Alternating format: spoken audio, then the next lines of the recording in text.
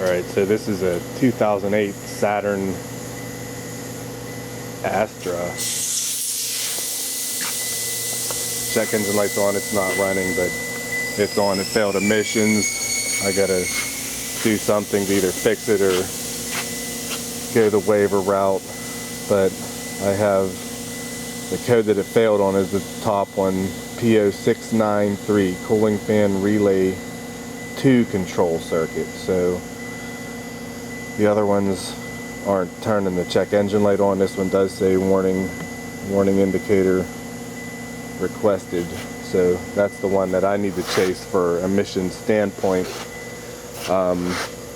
These things came with 2 different options with either 1 or 2 cooling fans, and you can see I only have 1, but the wiring diagram shows, you know, in a little footnote over here, 1 for dual fan, 2 for single fan, and then it shows 2 different relays, all powered by the same fuse on the line and the load side. And then, you know, power comes back out, goes back in.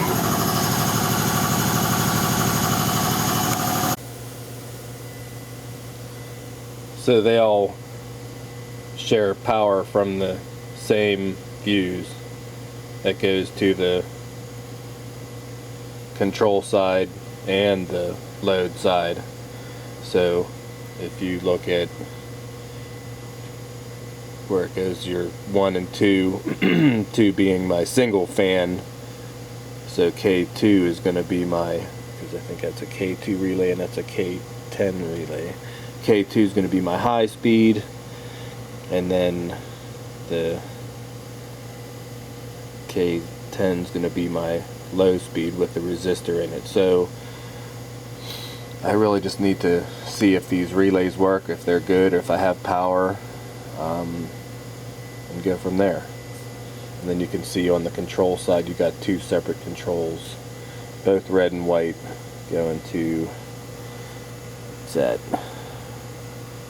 I don't know if that's connector 1 or 2, but they're both red and white, 2 separate controls. So I already have the relays out. This is your, if I get my printout. It's a little bit dark in here. If my light's on or not.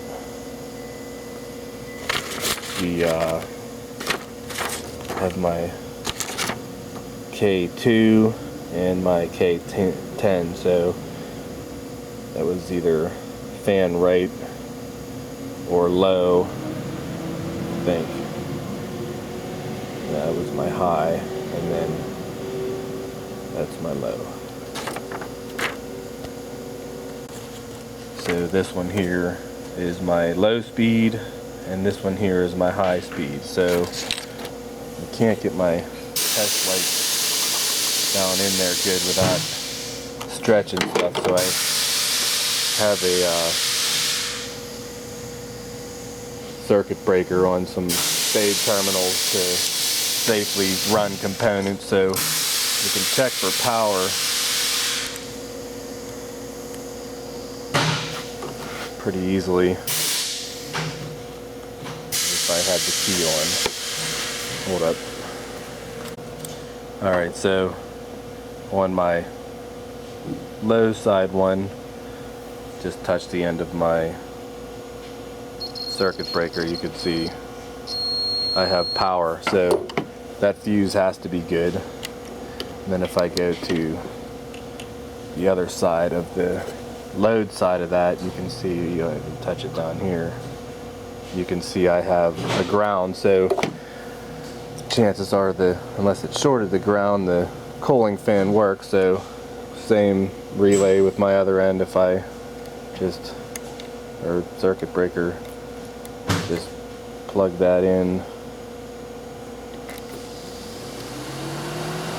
I can make the fan run. So just because I've already did all this before and Don't need to keep showing you the same thing on the high speed side. I can do the same thing. So my circuit's good from the fuse box out to the fan. Both high and low windings in that single fan work.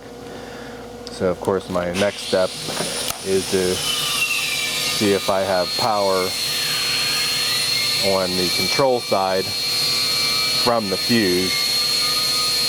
And you can see I have power on the high one, and I have power, if I find the right terminal, and you can see I have power on the low speed one as well. So what? I wonder if what? I know, I cut a zip tie with it, Nick. Is that okay? So anyway, where was I at? I have all the powers I need, and the circuitry to the fan winding is good. So now the only thing I have left is the control side.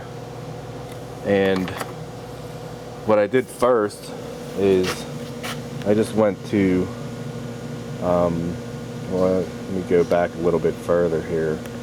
I went to the DTC status and I picked the P0693 and check it. It says this vehicle does not support this code, but my light's on for it and that code's there. So I know it's a Saturn and it's probably partially European, so I'm not going to let that sway me right now. And so I went to the functional test, went to output controls, and you can actually see cooling fan. And then if I scroll down here, you have your fan 1 and 2 control, and then I can turn on 1 and 2. So with my relays, where did I put my relays? My relays in.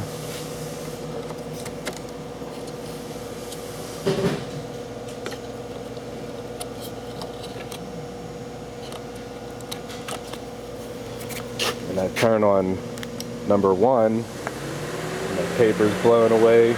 Look, Nick even moved a little bit.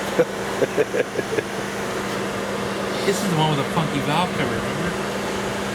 Oh, with the PCV built into it. That'd be a good video if I ever get one.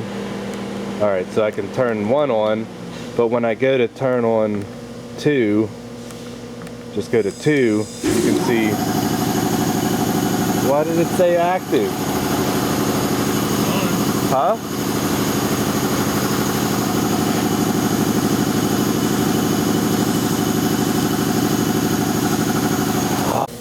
Alright, so when I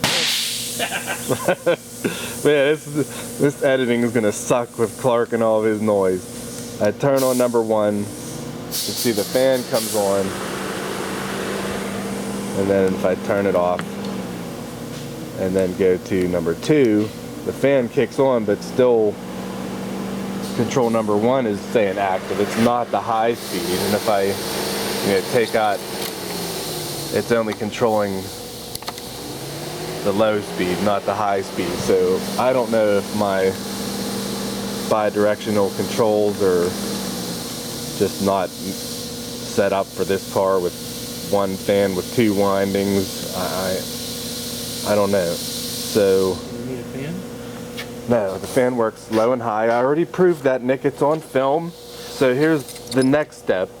Since I know that there's no feedback on this cooling fan. Here, watch this, Nick. This is, you want to help me real quick? So I have my old Vantage here, and it's going to say low battery. You know it. As soon as I turn the light on, got my multimeter. So I'm going to take my same jumper wire, and I'm going to go to my control side, and you can see I'm showing 12 volts from the fuse. I don't have relays in there, so the other side shouldn't show 12 volts because there's nothing there. Like, you know, one of the first checks I did just to check the relays is I put a relay in partially to check, see if I had a bad relay. Real easy. Slide it under there, touch the one side, I have power. Slide it under the other side, I have power. This relay's good. I switched them around, made this one click, both relays, so I know I don't have a bad relay. Use your relay tool. I don't want to use that tool. Show how nice it is. But watch this. No, that pisses me off. So here we go. Look, I turn the keys on.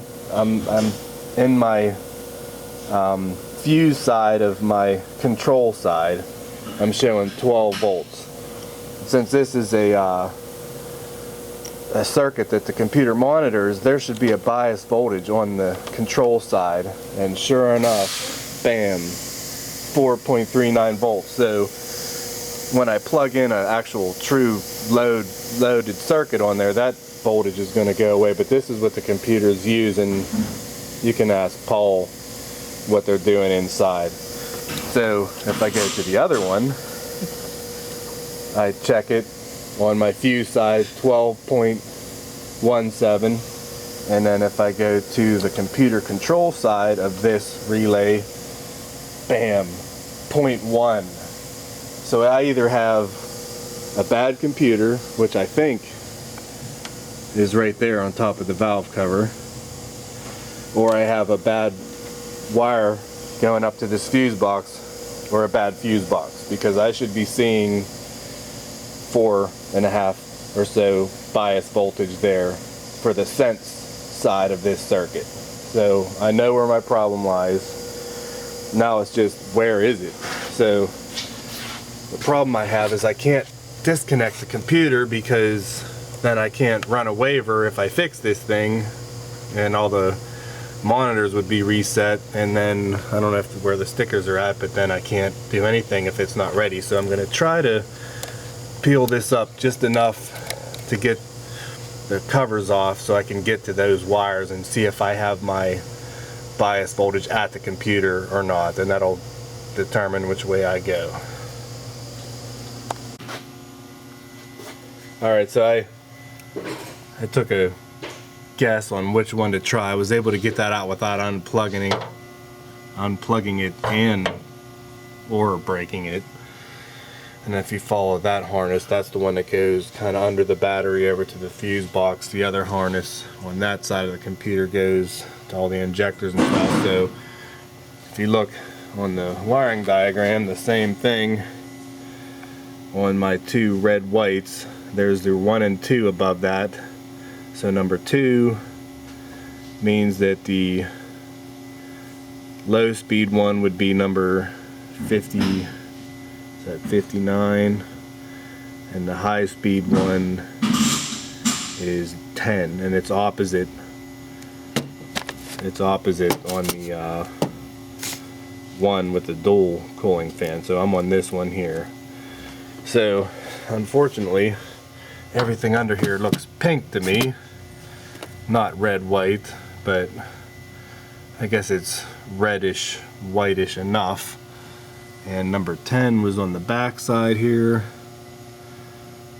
and number 59 was on the front side. So on my low speed one that worked, you can see I got a T-pin back probing that, and you can see keys on. I have my 4.39 volts, and then if I take my relay and I put it back in the low speed, you can see it goes to the 1215. So I'm on the right terminal, on the right wire, and then on the other one, the one where I'm not seeing my voltage on my high speed relay, if I go and take my jumper lead and not contact the other T-pin, you can see I'm showing 4.4 volts. So the computer's good. So my problem is not the PCM, it's the wiring or the fuse box. So put some stuff back together and go a little further. Alright, so I screwed myself for my emissions potentially, because to check the fuse box, you have to unbolt stuff and the plugs stay in this bracket, and here's a main power lug right there. So whatever, I'm not worried about that right now. So if we look at this wiring diagram, you see we have we're looking at number 10 is the one that we don't have, my high-speed fan relay.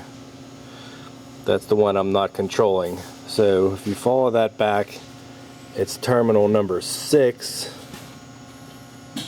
and then there's terminal 3 for the low speed, and it looks like that's on X3, and there's a little dotted line connecting the two. So if you look at the inside of this fuse box, you have X3 right there. So you have terminal 1, 2, 3, 4, 5, 6.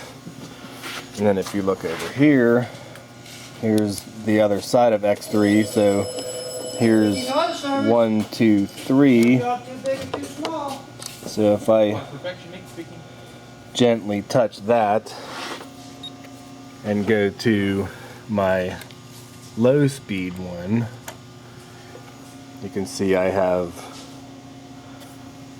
like 2 hundredths or thousandths of an ohm. And if I disconnect it, it's an open loop. So then if I go to my high speed T pin back there on the computer harness, and then take this over, and it was 1, 2, 3, 4, 5, 6. Touch the edge of that, it's open. So it's not my fuse box, which is good because there's probably tons of circuit boards in that. So my problem is now from this connector to the computer. So there was one spot that was suspect underneath the battery. So I'm going to try to wiggle the harness a little bit and see if I can get some resistance action here. So we broke out the power probe, what is it? Pro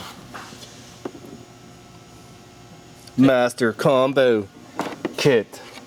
And we went back to our, oh, it shut off. I have the battery on the ground. I have the small terminal back probed. We have the whatever that transmitter is that sends that little square wave we measured before. So if I turn this on, Oh yeah, you were right. That thing says it's open. yeah, yeah. Well, I mean, if it was shorted to ground, you know what I mean, or if I had it through the computer. But you can see I have, you know, I'm picking up the signal all the way to the connector, and then if I go down to the harness, I'm picking it up, and I go down, skip to a part I can get to. This was under the battery, exposed wire, but it's still picking it up. And then if I keep following that wire,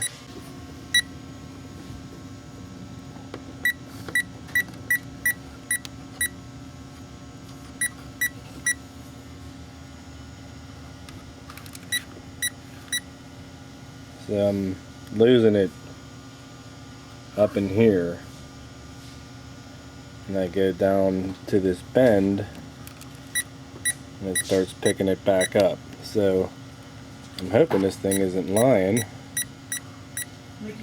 and I find a problem right there, because if I go up into here, it's not picking anything up.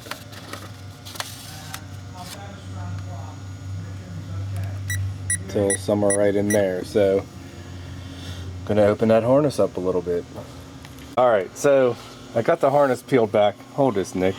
You mean I might be shaking right now? That's alright. That's got this steady. You're probably better than me anyway. So here's the thing we're looking for. And why is it beeping way over there, man? Come on. Why is it beeping? You set the sensitivity. Is there a sensitivity? Yeah. How do you do that? I think you hold it up to the green wire and press it once. Like that. Okay. So over here we won't see it. And then if I followed the harness, I don't know what I just did there, but you could see nothing happening. But it starts picking up here, and then I lose it here. So when I peeled the harness back, right where this connector was, you have your corroded wire. You can see that on film, Nick? See the corrosion there? Oh! Well, now it's broken. Well, that's where the problem is. So there it is. Once again, this little short finder, it kind of worked. So it likes to beep all by itself. So I'm gonna fix this one, make sure there's no other broken ones right in that area, and put it back together. And Time to go drive it. He's gonna have to go drive it. All right. I just like your plug for Paul. What's that? Oh. You want to know what's going on? That's him. If you want to know what's going on inside the computer, ask Paul. Yeah. I don't want to talk about that stuff. So, did my favorite connector, the crimpy heat shrinkies. Easy to do. They stay together well. It's insulated. So I'm hooked back up to my computer still, and I'm showing open loop. If I go back to my terminal and not spread it open, get on the outside edge of it, you could see, well, I'm wiggling a little bit, but now I'm showing my 0.005, 0.002. So there you go. The circuit is together again. Now I get to bolt all this stuff back together, and I can actually see if I can, after I confirm everything with the voltages, see if I can create the same code by leaving the relay out. See if I could still do my emissions waiver. So we'll see how far that lets me go. Alright, the moment of truth, Nick. So I'm back probed over there. My Vantage is dead. Open loop, still there. We wanted to check voltage, so go to volt DC, and we know I had the 4 volts at the computer, so that's good. So we'll take this out and go to the terminal, and hey, look, there it is, Nick. So it's good. And if you want to be really picky, hold that. I'm just holding this thing. It's junk anyway. You're not gonna. Everything I have is junk, Nick. I can't get in there. So we'll show our 4 volts. Show my 4 volts. You see it? Mm-hmm. And then if I take the relay and I put the relay back in the hole, bam! 12 volts! So it's fixed. And it's dead. Alright, good enough.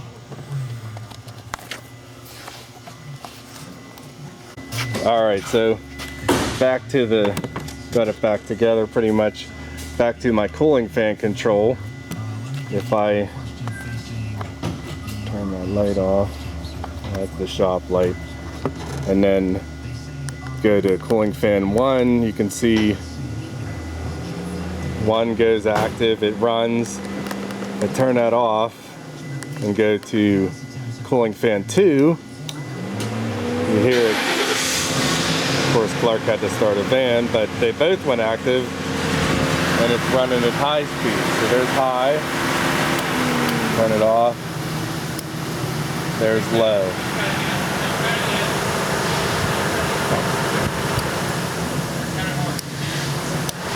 There's high. Alright, so we're good on the bi-directional controls. So of course I think I killed it, everything was disconnected. So we get a codes menu and, oh, it's still there. Really? That can't be right. If I started, the check engine ought to stick. It's running, believe that? All that stuff disconnected. And I still have the check engine light. So, I'm not quite sure how that happened. I guess it's one of those ones you can't just disconnect the battery, so I wonder if my readiness monitors went away. Almost had to have. So, because that's where the emissions test checks for stuff. So if we turn on generic functions, readiness monitors,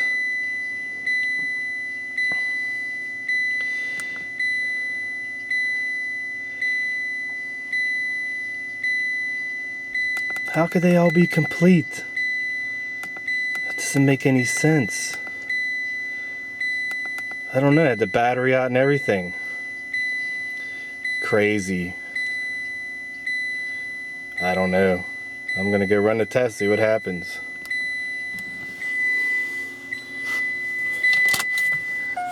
Okay, Nick. Alright, so Mitchell called this a type B diagnostic trouble code, which will turn the light on after 2 consecutive trips. Come on, man, I'm not even moving. I want to put my seatbelt on. So in theory, it said that the code sets it for 30 seconds if it sees the condition for 30 seconds. So in theory, if I run it for 30 seconds, shut it off, and run it for 30 seconds again, it might turn the check engine light off, and then I don't have to do a waiver. And since for some reason, shut up. You gotta be kidding me. Alright, so for filming purposes, I had to put the stinking seatbelt on in the shop. So I can say again that they called it a type B diagnostic trouble code, so it sets after 2 trips. But the enable conditions and all that were if it sees the state of that relay, the supply, the control side not being, you know, high voltage when it's commanded off and low voltage when it's commanded on for 30 seconds twice, then it would turn a light on. So I think to clear it, it's probably going to be the same thing. So it's been running for a minute now by the time I talked and put the seat belt on. So I'm going to turn it off and just let it kind of time out for a couple seconds and see if we can get that light to actually turn off by itself, since it seems to be constantly monitoring it. So start it up, let it run for 30 seconds, I'll be back. Alright, so it's been running for 30 seconds or so. Turn it off, let it time out again, and see if on this one it'll actually not come back on.